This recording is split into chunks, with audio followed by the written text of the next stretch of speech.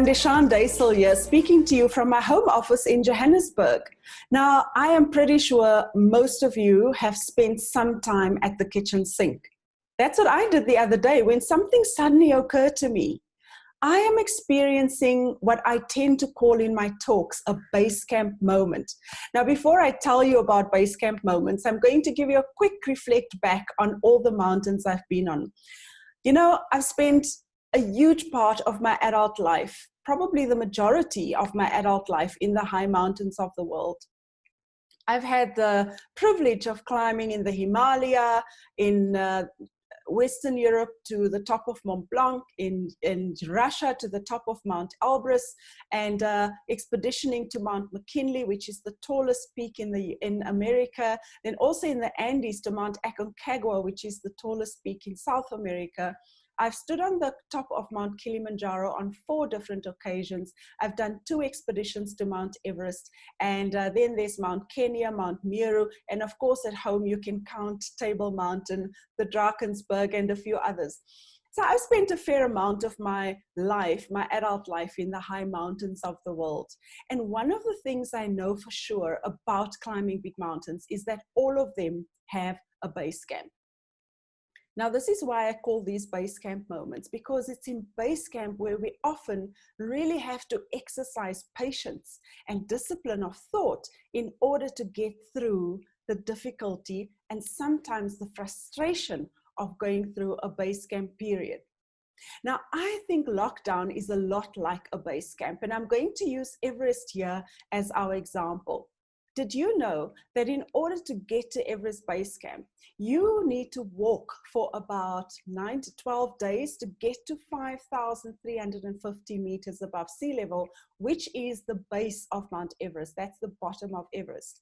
Now, already when you reach Base Camp Mount Everest, you are at high altitude, because high altitude is loosely translated as anything above the 5,500 mark. So, you arrive in base camp and you're realizing now that you haven't actually started climbing the mountain yet. And the thing about climbing big mountains like Everest is that base camp is really just the start, even though you've been on foot for about 2 weeks. Now that can cause a huge amount of excitement. You get into base camp, you start looking at the route that you've plotted ahead of time to see how far you can go and how you need to approach the mountain with the various rotations. Now on Everest and many of the other mountains like it, your rotations are actually just the approach on the mountain. So you arrive in base camp and you spend about 4 or 5 days getting base camp ready to become your base for the entire duration of your expedition. But actually what you need to do is get to the next camp. The next camp is Camp 1, where you'll sleep a night and come back through the icefall to get into base camp to rest for another 3 or 4 nights. And when you're done with that and the weather is good, you go back up to Camp 1, sleep another night there. Then you go up to Camp 2, which is a good 10-hour journey on foot, if you're me, from Camp 1 to Camp 2. Camp 2 is at 6,500 meters above sea level. And what that means is there was a time when the experts thought that no human being can go beyond this level. Why? Because there are no permanent civilizations anywhere above the 6,000 meter mark. But that is where we set our sights onto, to Camp 2, 6,500 meters above sea level. You sleep a night in Camp 2, then you return back to Camp 1 to sleep a night there, and then you come back down to base camp to spend another 3 to 4 days there in order to acclimatize, to check in with yourself and with your team. Now, Everest is 8,848 meters above sea level, and Camp 2 is a mere 6,500 meters, and now you've at least reached Camp 2. An interesting thing about this rotational process is that you need to go iteratively down to Mount Everest Base Camp in order to acclimatize yourself well enough to go to the higher regions in the mountain. So of course, you've probably figured it out by now. By the time you spend another 2 or 3 days in base camp, it's time to head up the mountain again. This time around, you aim for Camp 3, but you've still got to stop over in Camp 1. So you head off to Camp 1. By now you're fit enough. It should take a shorter time to get to Camp 1. So Camp 1 is no longer a sleepover stop. It's now just a place where you might have lunch or a good snack, and then you carry on to Camp 2. Camp 2, being a 6,500 meter range, already puts you at higher than 75% of the world's mountains. But you're not here to get to Camp 2. You are here to get to Camp 3. Camp 3 is just 1,000 meters higher than that, at 7,500 meters above sea level, and it sits on a precarious icy slope. Now Camp 3 sits on a section called the Lhotse face, which is really just the face of a mountain, Lhotse, which is next to Mount Everest, is part of the Everest Massif. And Lhotse is actually the 6th tallest mountain in the world, sitting right next to Mount Everest. Guess what? Once you've spent your time in Camp 3 at 7,500 meters above sea level, you come back to Camp 2, and then you spend the night there, and then you quickly try and get down to Everest Base Camp as soon as you possibly can after your night in Camp 2. Now, this process might sound really, really frustrating to some of you. But did you know that no one can actually climb to the summit of Mount Everest, not even the Sherpas, before they've done a complete number of rotations to acclimatize themselves to the mountain and to these high altitudes? Because the higher up you go, the less oxygen there is. So now we're back in base camp. And you know, this is the part that hit me at the kitchen sink the other day. We are ostensibly in a base camp moment right now during lockdown. Why do I say that? Well, because in Everest Base Camp, after you've done all of your rotations to acclimatize, you basically stay in base camp waiting for what we call a weather window, which allows you optimum weather to try and reach for the summit. And this is only once you've done all of your rotations to as high as you could possibly go, usually Camp 3. And that period of time can last a week. It could last a week and a half. No one really knows for sure. And that is why it feels a little bit like we are sitting in a base camp situation for me right now. Now, the question I'm sure you're asking is, then what are you doing all of this time? If there's so much uncertainty, if you don't really know when lockdown's going to finish. I mean, I don't even think our leaders know right now. We're not really sure when business will open completely, when the economy will be back to its normal activity level. It can really drive people up the wall to not have a sense of certainty. And the thing about being in base camp on Mount Everest is this is where your thought control really starts to play an important role. What do I mean by thought control? Well, one of the techniques I've learned over the years is when you're in base camp, you don't think about the mountain. Well, that sounds a bit strange, doesn't it? You're there to climb the mountain, you're in base camp, you look up and you see mountains all around you. How do you manage to not think about the mountain? Well, mentally, one of the techniques I've learned is you don't go step by step. If I get to this point, I'll do that. When I'm on the summit ridge, I'll try to do this, and I hope my oxygen works out. And you do not think about that until it's the time to do so. And the time to do so is really when you're at your last moment of saying, we're going up, we're heading for the summit now. Let's sit down and plan how we're going to do it. It does sound a bit counterintuitive to not be thinking about the mountain while you're climbing.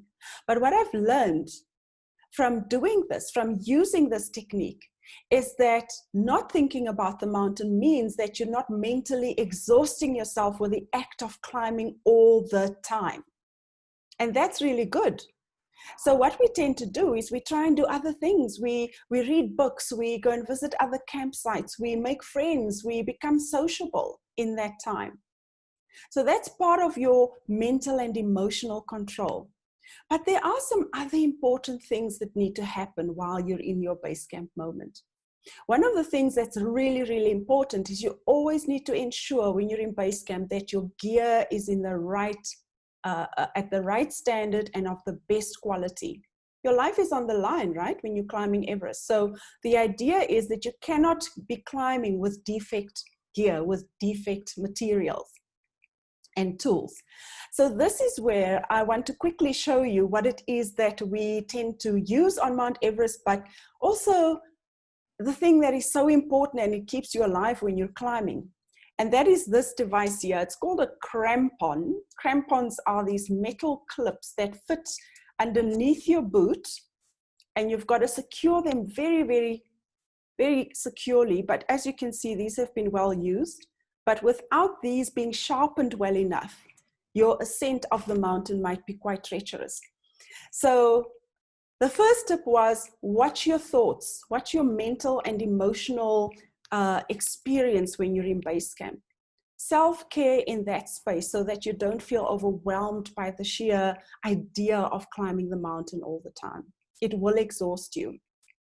Number 2, look after your equipment. Look after your tools. Make sure there are no hairline cracks in your carabiners and your ascenders and descenders. Ensure that your ropes are fine, especially if you've got rope that you've used going up and down. Make sure that your harness isn't fraying in any point. Make sure that your crampons are sharpened when you're going up the mountain. And there are lots of other little things as a mountaineer that you really need to pay attention to when you're in base camp. It's almost impossible to do those things while you're climbing. And in fact, when you get to your high camps, it's almost impossible to do it because you're cold, you're tired, you're suffering from high altitude, there's lack of oxygen. The best time to make sure that your tools and equipment are in the best nick is when you're in base camp. So use that time, use lockdown time. Try to find something during lockdown time where you go, here's something I've always wanted to work on, and do it now. There's a third thing, and that third thing is do not neglect your connections with other people.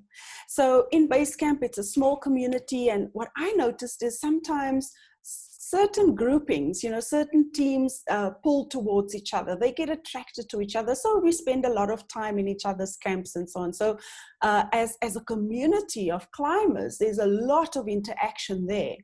But do not lose sight of the people who feed your soul. There are people in your life, your friends, your closest people, your family, your husband, your wife, your children, your parents-in-law, who feed your soul, and the people who really keep you going. Make a concerted effort to stay in touch with those people. And we can get so caught up in the time that we're in.